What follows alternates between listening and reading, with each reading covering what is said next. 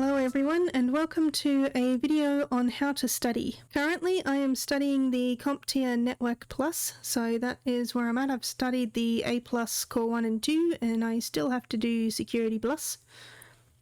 So this little study video is a general look at some tips and tricks that I found on how to study, but it is focused on the CompTIA network stuff, so I'll be talking a lot of computer things.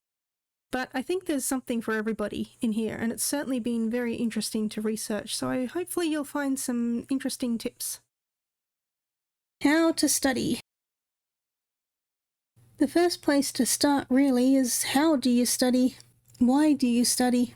There are many ways to study, and everyone is different. People function in different ways, and what works for one person won't work for someone else. It's important to know yourself and to try different ways of studying, learning what works, what doesn't work, and how to motivate yourself into being more focused and productive. How you study will depend on multiple things. What is your goal with study? Are you learning for curiosity? Do you need a certificate for a specific job? How do you learn best? Are you audio, visual, kinetic, learn by doing? How long has it been since you last studied? Are you fresh out of school or another study path? Or has it been years or even decades since you last studied something? What challenges are you facing? Are you working full-time? Do you have responsibilities that demand your attention, like children or caring for someone long-term? Do you have any physical or mental challenges that you need to overcome? How does this affect you? How can you work around these challenges? Are there any aids or help that you can utilize? Sharing experiences. There are many things to take into consideration when you're trying to figure out how to learn something new. But as many challenges as you'll face, there are often just as many solutions that people have found. Being able to share experiences and finding a sense of community can provide understanding, and sharing tips and tricks that can be very beneficial. And as I like to always say, even a king needs an army and teams of advisors to be able to rule a country. Trying to do anything alone can be almost impossible. Always learning. We actually learn things every day. As we interact with people, engage in activities, we just don't stop and think about the fact that we've just learned a new piece of information. We might not be sitting down and studying, but we are learning each time we do something new or find a new way of doing something that we've done 1,000 times before. It might just be a trick to opening a jar, like running the metal lid under hot water to make the lid expand so it will come off easier, or a new street that gets you to your destination quicker. Studying can feel different, however, because it's more specific. You have a set knowledge base that you need to understand to be able to pass an exam or learn a new skill. It can be very daunting because you're looking at an entire picture in one go. It can be hard to know where to even start, but being able to look at the course outline will give you a broad understanding of what to expect. For example, with the CompTIA qualifications, a great way to approach it is to download the exam objectives. This will tell you all of the points that you need to understand in order to pass the exam. If you go through each point and you can explain what the concept is about, you'll be a long way ahead to be able to pass the exam. Active or passive learning. The question is, how do you get that information into your mind in the first place? To start with the simplest way of looking at studying, there are two types of learning, active and passive. Passive study is when you casually read a book or just watch a video, listen to a podcast, people talking about their skills, experiences, or knowledge. You just absorb the information without really trying to, without focusing on it, but you still learn quite a lot. For example, I like to have a video playlist playing in the background while I'm working, playing video games, eating, sleeping, etc. And I passively learn so much information each loop that the playlist goes around. But this is a slower, less effective way of learning. Changing the wallpaper of your phone or computer to a list of ports that you need to learn can help you passively learn them. Active learning is more focused and dedicated. You give the topic, the video, the book, your full attention, or you get your hands on and test how it works. This is obviously more effective, and it's a great place to start in gaining the initial knowledge. You've probably heard the phrase, study smarter, not harder, but what does that actually mean? This is where we need to look at how the brain functions to process the memory itself. There have been many studies looking into the best ways to learn, and here are some of the tips that I've come across. How the brain works. The brain is divided up into different areas that are responsible for various functions of the mind and body. The four main lobes of the brain are the frontal lobe, the front part of the brain, which is responsible for cognitive processes, decision-making, problem-solving. The parietal lobe, which sits on top of the head, and this gathers information from the body such as temperature, touch, sensations. The occipital lobe sits at the lower back of the brain. It gathers the visual information from the eyes.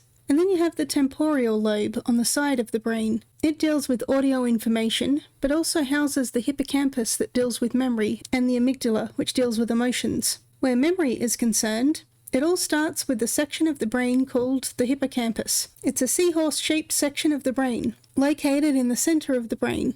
You actually have one on either side. The hippocampus is part of the limbic system, which is responsible for functions, emotions, and drives, but it's the hippocampus that really deals with the memory formation. The hippocampus has three main functions, and this is how memories are created. 1, you have the formation of a new memory. 2, you have the memory consolidation. And 3, you have spatial navigation. Formation of new memories. There are different types of memories.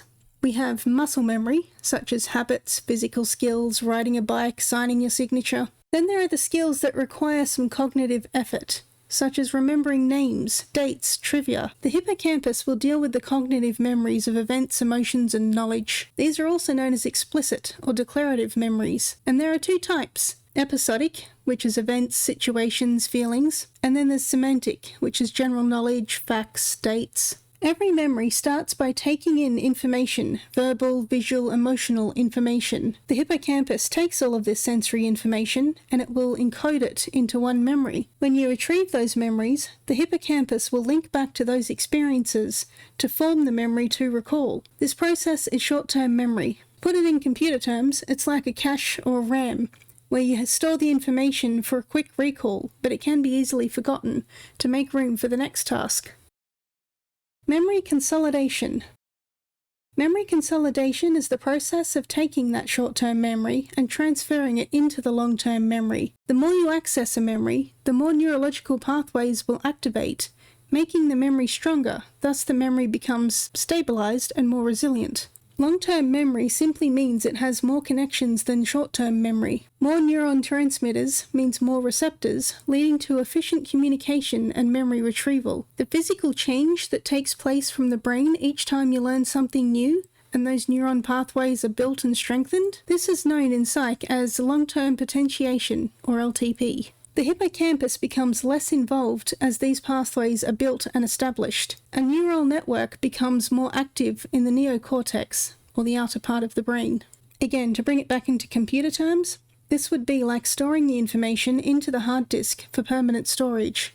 You are writing that information and recording the path to make it more accessible. Spatial navigation. Spatial navigation is the awareness of your surroundings and being able to visualize a room or a route to take you to a shop. It's known as a cognitive map. Different neurons will be engaged as you change your location from one room to the next, or if you're at home versus in a crowded street. When you visit a new location for the first time, you don't know where to go or what to do. It can be overwhelming and you can feel lost. As you visit the same place over and over again, it will become more familiar as you build up that cognitive map of where everything is and how it functions. You'll start to build associations with sensory information and events. This will be important to remember later. Physical versus mental. That's a brief look at how the physical brain works. Memories are created and stored through neurological pathways and neurons activating as needed. Now to look at more logical or psychological tips on how to learn a new skill or gain knowledge. There are various ways that are thought to help focus on what you need to learn and how to study efficiently. Concept learning. The brain is wired through connections that can combine different sensory information into one memory. Acquiring knowledge is done through the same process. Finding connections and understanding how something works and how it relates to what we already know. The more knowledge you accumulate and the more connection you can make with that knowledge, the easier it is to recall something and access that information. You start to build up a database of knowledge and wisdom that is constantly updated, corrected, reinforced, and expanded. To learn something new, it helps if you can understand the idea behind it. Why is it there? What does it do? What purpose or function does it serve? You don't need to know every in and out of something, but just being able to get a general understanding of what something is can help you retain that information. If it makes sense, you'll have an easier time remembering it than if you still have no idea what it's meant to be. Just learning car equals metal container on wheels isn't really going to make it very easy to remember. But once you understand the concept of a car, a vehicle that can transport people and belongings across great distances, it starts to make more sense as to why you need to understand what car is. Make it relevant. If the information you are learning has relevance to something that you know, or even more powerfully, relevance to you, your brain will automatically focus on that information and you'll remember it more effortlessly. Mnemonics are very useful for trying to remember something as it makes it more interesting or relevant. For example, learning the layers of the OSI model. Layer 1 is the physical layer. It's the device that you are holding in your hand, the physical signal that it receives, and the network card that it uses to access that signal. It's the first place to start. Without a device, you can't communicate across the world. Layer 2 is the data link layer. This is how your device will connect to the logical world. It takes the physical on-off signal and turns it into the logical information that your device can actually use. The switch will connect two devices together on a small network so that they can talk to each other. Layer 3, the network layer, is zooming out to a bigger picture. This is where you have two networks connecting together and you're routing information between them. It's bigger than your local network. Layer 4, the transport layer, is all about how you move through those highways. And you can think about the carpool lanes that require 4 people, it's layer 4, to be in a car, or you can't use that transit lane. It controls how you get from one side to the other. Layer 5, the session layer, is when you arrive at your destination and you have to initiate a session or log in and establish that connection to verify that you're in the right place and that you're the right person. Once you have your session established, you need the presentation layer, or layer 6, where you will take all of that logical computer talk and translate it into human-readable information for the application layer at layer 7. It makes the computer talk presentable for human interaction. And layer 7, the application, is where you tap on icons, type out your emails. This enables the human interaction with the device and allows applications to communicate and operate. Once you build up a story and make it more relevant to something that you already know and can visualize in that cognitive map, it makes the otherwise dull and boring information far easier to understand and thus remember. Study to teach. Studying for an exam is not really enough to understand a topic. An exam is just a brief snapshot of what you know or what you need to know. If you study a topic with the idea that you need to teach it, even if it's just teaching it to your dog or your coffee cup, it can make you focus on the information and strive to understand the concept far more than if you were just trying to pass an exam. For example, to learn a new concept, I will pick one topic, say from the exam objectives, and I'll watch the videos to get a broad overview of what to expect. Then I take the transcripts from the video, say from Lumify where I'm studying, or Professor Messer who has good information, and then I'll compare the notes and try to summarize all the information into my own words and understanding. With the approach of, how would I teach this to someone? It removes the mundane task of wading through dry, uninteresting, rambling, repetitive information, and it engages my mind more as I try to work out, what is this trying to say? How would I word this better to teach it to someone else? Is this being explained, or do I need to do more research before I can understand this concept? I'm no longer struggling to wade through boring text, but my mind has made a game out of it as I focus on what's actually important. What has already been said, and how would I explain it coherently? In other words, what is the core knowledge, and do I understand the concept? Making a summary of what you have learned and speaking it out loud can help you reword it so that it flows better. And it's a good way to analyze if you have really grasped the concept and can explain it coherently. Reinforce memory through self-testing. One of the most powerful tools that you can use to test how well you are learning something and to reinforce your memory is to test yourself with quizzes or practice exams. This will initiate that memory retrieval mechanism within your brain and reinforce those neurological pathways. You might not remember the answer, but it might trigger something related, which then links to the answer that you are looking for. It builds that association and expands on your knowledge databank. If you don't know the answer or you get it wrong, that's okay. When you find the correct information, it's more likely to stick in your mind and build a stronger memory. It's the mistakes that strengthen your memory and solidify your knowledge. Being comfortable with not knowing something and striving to find out more is one of the most powerful traits in studying that you can have. Another handy way of learning is to study a topic for 20 minutes, take a break for 10 minutes, and then try to recall everything that you just studied about and see how much you can remember. Sometimes you'll need to memorize specific things like port numbers that you just have to rote learn. What I like to do is I make 2 documents with a table of all of the port numbers that I need to learn. One table is just for the answers and it will be hidden out of view, while the other table is a working table. I'll delete a column from one table and then refill as much as I can from memory, and then check with the answer table to see how many I got right. Doing this repeatedly over time, even if you only do it once a day, will reinforce what you need to learn. It will help you double-check your answers and knowledge so you can correct any mistakes. And it's a good time to reward yourself if you're getting things right. It's not just about what you don't know, but how much you've learned. Study for 20 to 30 minutes, not hours. The brain can only focus for a certain amount of time. Studying in short bursts spread out over time can be a lot more productive than trying to study for hours on end. Cramming the night before the exam is not just ineffective, but it will actually make you perform worse. Your brain will become overloaded and nothing more will be absorbed. You'll also be more exhausted and unable to think for even days after, making all of the effort and stress of trying to pass the exam significantly harder. Just like doing too much exercise in one go will leave you completely exhausted and likely in pain for days, your brain will be unable to function properly. Gaining good nutrition and sleeping are just as important for your brain function as for your muscle and physical health. Studying in short bursts and allowing your brain to rest will allow it to focus and process the information better. It is thought that the process of letting your mind rest will let it forget the information, and when you pick up the study at a later time, you'll initiate that recall process, as mentioned earlier, and this will strengthen your memory pathways. Trying to force too much information in at once will only overwhelm your mind, and it's likely that you won't remember anything that you've studied.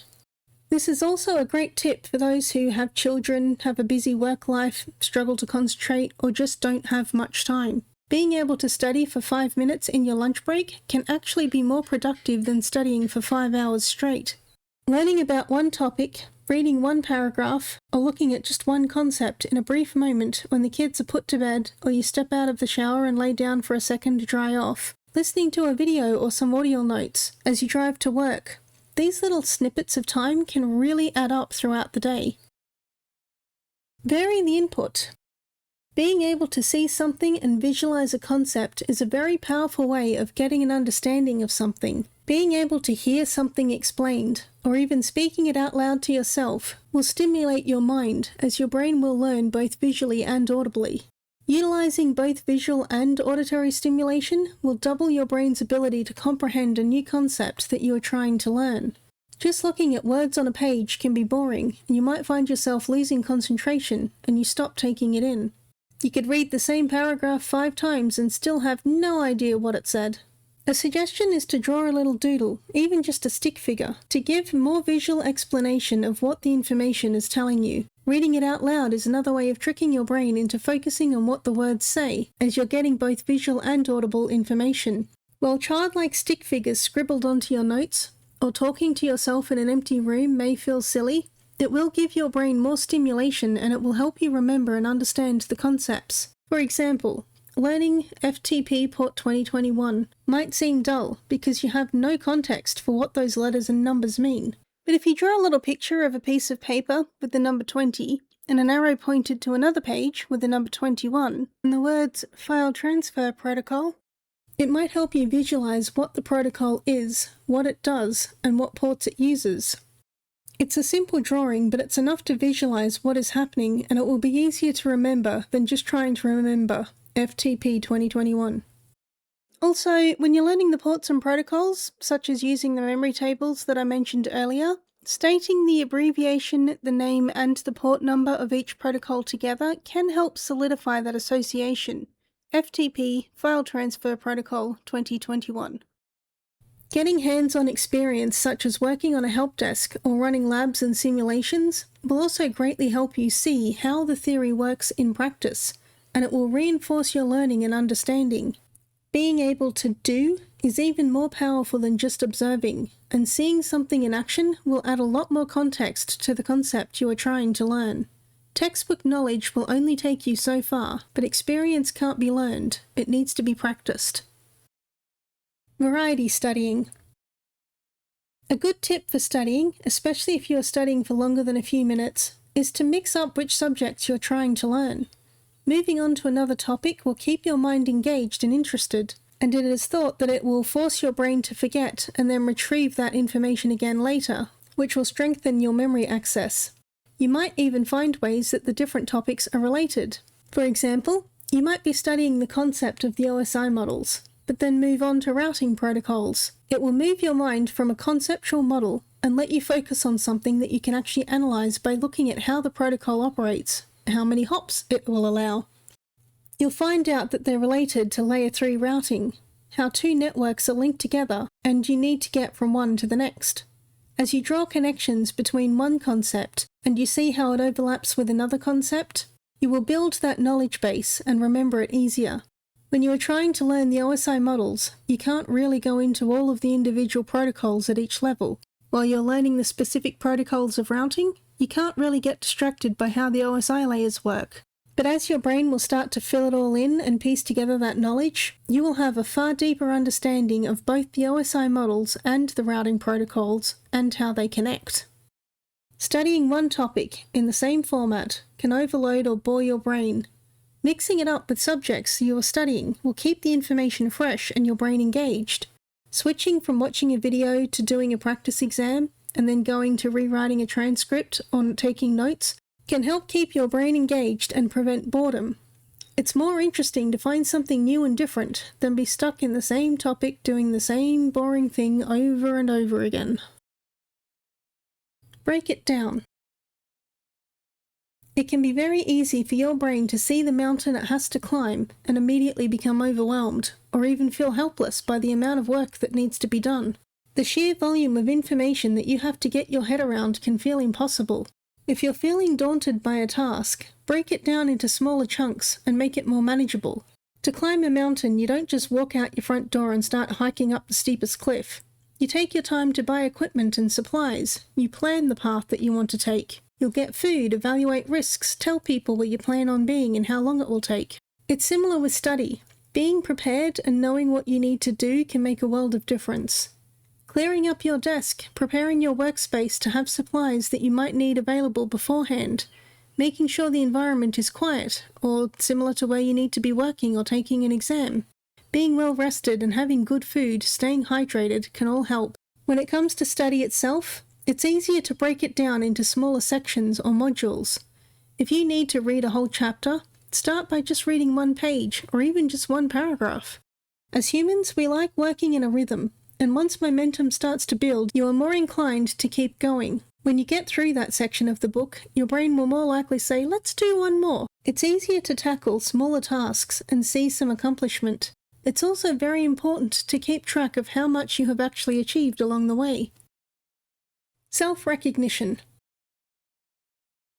If you have to read a whole chapter, and it seems impossible to get through it all, take note of how much you have already read. The more you check in, the balance between how much you've done and how much you still have to do will gradually change to reflect your progress, and you'll feel more accomplished and encouraged. Learning to recognize how much you have learned is just as important as knowing how much you still have to learn. It can be easy for people to forget how much they know. Have you ever joined a conversation where you hear something for the first time, but another person says, "That's obvious, how could you not know that?" You've never even heard of the idea before, but it seems common knowledge to them. You spend weeks or even years learning a concept, and you internalize it so much that it's obvious to you what the answer is. Someone else may have never heard of it before, or had completely forgotten everything about it. Don't lose sight of the fact that you studied and learned something. It took time and effort. It's unreasonable to assume that everyone knew something that took you months to understand, and it's undermining all of your work to assume that it's just common knowledge. Just start. Procrastination can be very easy to be distracted by. It can be productive, like when you clean your whole room instead of doing the assignment you were supposed to be doing. While your room is much cleaner, your assignment is still not done. It could be that the work was boring, or you were avoiding having to sit down and focus on a dull topic when you would rather be outside in the sun, or perhaps it just seems too hard and overwhelming. The biggest step that you can take to get into study is simply just to start. Even just writing one sentence can often be enough to trigger the process to get into studying again and focus the mind on what you are learning, not what you should be doing. Your brain will keep track of everything that you still need to finish in the background. It will keep nagging you until you get the task completed. Once you start doing the task, often your brain will switch gears and momentum will build. You write one sentence, and then two. The next thing you have a whole paragraph written out. Sometimes just taking that first step is enough to get into the flow of learning, and hours will pass. You'll be surprised how much you can learn when you're having fun. Context learning. We talked about concept learning, but now let's take a look at context learning. Context learning and environmental cues will get associated with the knowledge that you're building. This is where the spatial navigation skill of the hippocampus will come back into play. Building a cognitive map can help you recall something that you were learning at a specific time or place. For example, you might be studying while you watch a movie, and then later when you watch that movie, it'll remind you of a random topic that you were studying that was completely unrelated to the movie. This is very useful to understand, because if you're preparing for an exam, you want to be able to study in a similar condition to how that exam will take place. If you need to make a quiet space free from clutter, or use a specific computer for an exam, practice studying on that computer so you get used to how it feels. If you can, go to the study centre where you'll take your exam and take a look around to get more familiar with the environment. Find out where the parking is or how far you'll have to walk from the station. While preparing for a speech in a classroom, try to practice giving that speech in an empty classroom first. Try to simulate the environment that you have to perform in. It will make it a lot easier because your brain will have those built-in associations of environmental cues equating to the planned activity. Speaking out into a large lecture hall is not the same thing as talking to your reflection in the bathroom. For example, maybe you're learning about different types of cables while riding the bus. Later on, when you need to remember the difference between copper and fibre, you might think of the bus that you were in, and from there you'll remember that copper wires are for shorter stops, while fibre was for more long-distance travel. Flow, or being in the zone. Finally, flow is one more thing worth talking about. Flow is when you're in the zone, you're focused and you're enjoying what you're doing. It not only increases your mood and self-esteem, but it can increase productivity and make learning more fun. When you have to leave a task incomplete, your brain will keep remembering it and subtly prompt you to finish it. Sometimes it can be good to leave your studies while you're in the middle of enjoying yourself or in a state of flow, so that you will want to come back and do more the next time. It can help you get back into flow quicker, which can make it a lot easier to study and learn. Finding what gets you motivated and gets you in that flow will make learning and studying less of a chore and more fulfilling and engaging. It reduces stress levels and can actually help you gain self-esteem, confidence, and you won't even think twice about jumping back in to learn something else. Conclusion. For me, one of the best things about studying is being able to learn something new and grow your knowledge and understanding of something. It's far more than just passing an exam. The exam is just a snapshot of your progress and a way of verifying that you know enough information to be competent to work in that industry, or even just communicate with those that do. The exam, though, is only one aspect of learning. It doesn't really matter what your score is. If you've got the qualification, you've got the qualification. Learning doesn't stop at the exam, though. You will keep learning and growing each day. Study is an ongoing process, and you will never stop learning new things and expanding your skill set. Understanding how to study smarter, how to retain information better, and even just how to start when you get stuck is very important to make the process easier and less stressful. It's easy to feel overwhelmed, but anyone can study. It's more about understanding how your mind works, how you function as a person, understanding the challenges, and finding how other people with similar challenges are able to overcome them. We've looked at some of the basics on how the brain works, how memories are created and used, and some of the tricks on starting the study process to make it more effective. Of course, there are far more challenges that will need to be overcome, but the important thing to remember is that you are capable of doing great things. When we struggle, it's not because we're weak or unable. It just means that we haven't figured out the secrets to unlock those skills yet. Being able to understand how to approach something is just as important as what you are trying to learn. Recognize that you have already learned something will also empower you to do more and help you become understanding of someone who hasn't heard it before. If you can approach a new concept with the idea of teaching it to someone else, it will shift your perspective from trying to pass an exam and focus more on really understanding the topic and getting more fulfillment out of learning. Failure is not the end. It's just another tool to assist learning.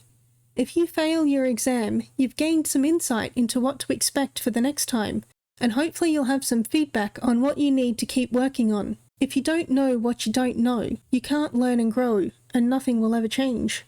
It's learning from mistakes that strengthens our knowledge and skill. You probably have learned far more than you realize, and being able to take a step back and recognize just how much you have accomplished, taking the time to reflect on how far you have come, will help you put things in perspective.